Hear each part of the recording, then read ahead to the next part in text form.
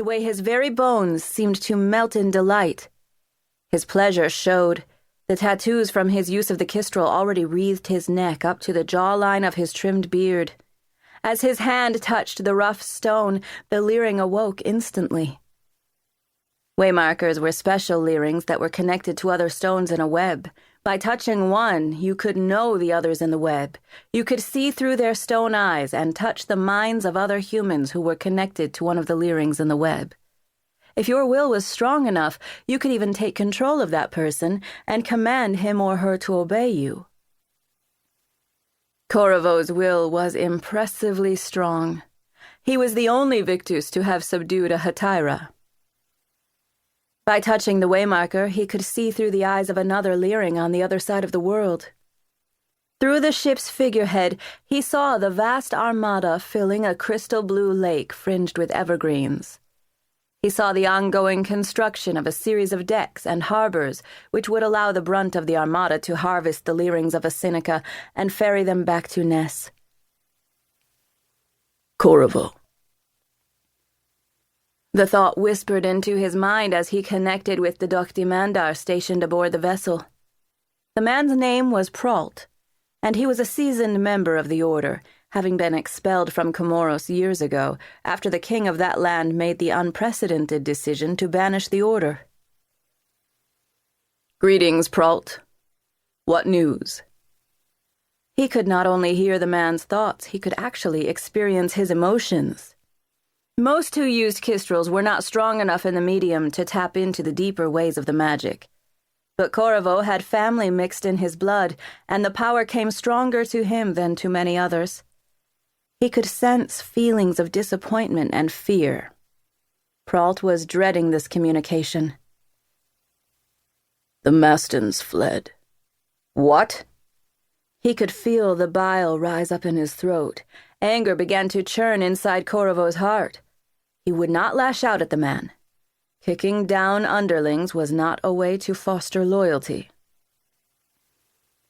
The kingdom was abandoned. There was no opposition awaiting us. The aldermastons sent a delegation to us to sue for peace, and— Tell me, Corriveaux thought firmly, how can a kingdom flee? Where did they go? Did they leave no tracks? Of course they left tracks, Corriveaux. There are no walls or fortification around the city, as you know. The hunters went tracking into the woods and found nothing. All the tracks were within the city. They led to the abbey. Corriveaux tried to restrain his impatience.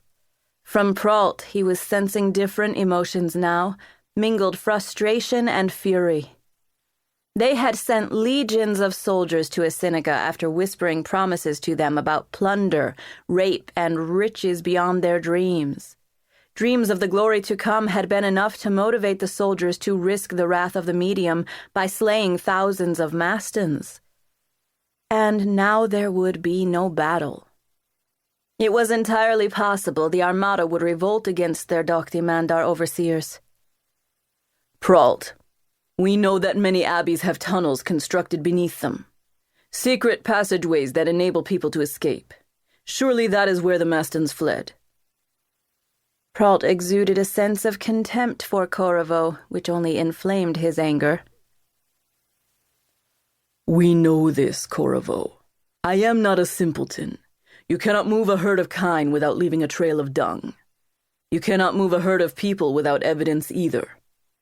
The trail leads into the center of the abbey, not into the dungeon where the learners are instructed and where underground trails are most likely. There is a screen of wood, the rood screen. The markings of their feet were evident all the way to the screen. Then they disappeared. Corriveaux listened in shocked silence. He could almost see the other man's thoughts, could tell that Pralt had personally led the inspection. They are gone, Corriveaux thought bleakly. That is what I am trying to tell you. You must tell the Hand. What would he have us do? I am awaiting orders to raise the abbey and burn the city. The fleet is settling in and occupying houses. They left cooked meals for us, Corriveaux. Every table was set as if expecting visitors.